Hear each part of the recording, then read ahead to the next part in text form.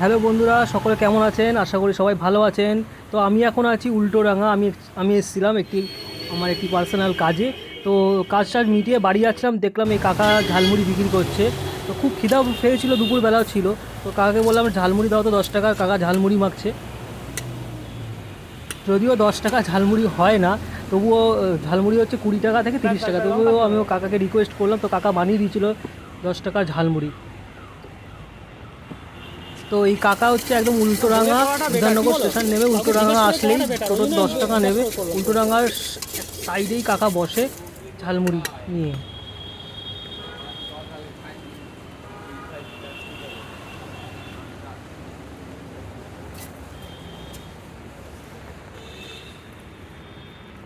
যদিও 10 টাকা ঝালমুড়ি কিন্তু এখনও পাওয়া যায় না, বেশিরভাগটাই 20 টাকা 30 টাকা হয়ে গেছে।